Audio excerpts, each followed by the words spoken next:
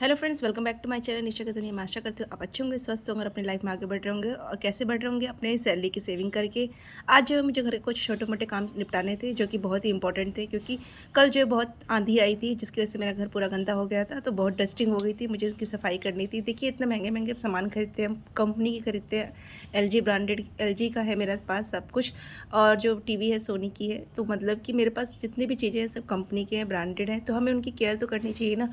जी हाँ, जैसे कि मैं आपको बताती हूँ सेविंग कैसे करनी चाहिए। तो ये भी एक सेविंग का पार्ट है जो कि हमें अपने इस पार्ट को जो है फॉलो करना चाहिए, क्योंकि अगर हम महंगे महंगे कॉस्टली सामान को खरीद लेते हैं, उसकी केयर ना करें, तो ये काफ़ी दिन तक रन नहीं करते हैं। अगर आपको लॉन्ग टाइम तक अपने सामान को चलाना है तो उनकी केयर करनी ही पड़ेगी, क्योंकि ये काम हमारा ही है। अगर आपको इस सामान की कदर नहीं होगी तो आप कैसे कर सकते हो? क्योंकि आगे चल के अगर आपको फिर इस पैसों इन सामानों पे पैसे इन्वेस्ट करने होंगे तो आपको एक तरीके से खलेगा कि हाँ, काश ये हम इसे पहले ही साफ़ कर लिए होते। तो थोड़ा थोड़ा लगे हाथ निपटा लिया जाए तो थोड़ा सा साफ़ हो जाता है, तो घर भी अच्छा लगता है और सामान भी हमारा नीट एंड क्लीन चमकता ही रहता है। क्योंकि जब मेरे पास ये सब कुछ नहीं था तो मैं जब दूसरों का सामान देखती थी तो मैं भी सोचती थी काश मेरे पास कब होगा।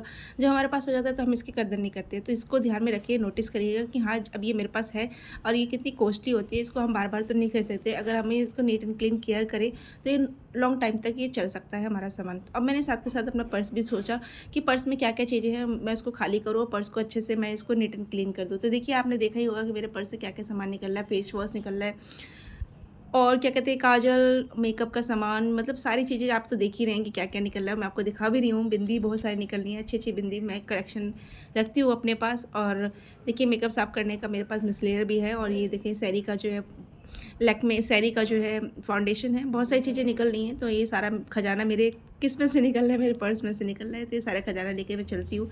साथ ही साथ मैं एक बिस्किट का पैकेट भी लेके चलती हूँ, क्योंकि अगर मुझे भूख लगी तो मैं बिस्किट खा सकती हूँ। तो मैं सब सारे को कलेक्ट करके पर्स में रख लिया है नीट एंड क्लीन।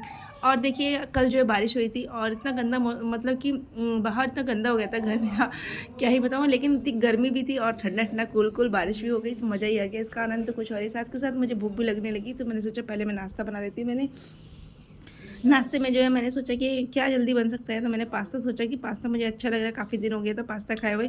तो मैंने सोचा कि पास्ता को बनाया जाए। और मैंने जो है इधर जो है कुकर में जो है थोड़ा सा जो है पास्ता डाल दिया और नमक तेल डाल के इसको मैं उबाल रही हूँ। उसके बाद जो मैं साथ के साथ जो लगे हाथ जो है मैं इसमें जो भी ग्रेवी डलती है, सब्जी डलती है, सारी मैंने चॉपिंग कर ली है। मैंने किस किस को पास्ता पसंद है ज़रूर बताइएगा। मेरे को तो बहुत पसंद है, क्योंकि देखिए काम के साथ साथ भूख तो लगती है और वो हमें अपने पेट पूजा तो करना ही ज़्यादा ज़रूरी है। क्योंकि देखिए, अगर हम पेट पूजा नहीं करेंगे तो हमारा एनर्जी कैसी रहेगी हमारी बॉडी में? एनर्जी के लिए तो हमें खाना तो ज़रूरी है। तो हमें मैंने सोचा नाश्ता कर लेती हूँ, नाश्ते के साथ साथ नाश्ते के बाद जो है मैं लंच भी तैयार कर लूँगी अपना। तो देखिए, मैंने जैसे कि आपको बताया कि इसमें जो है क्या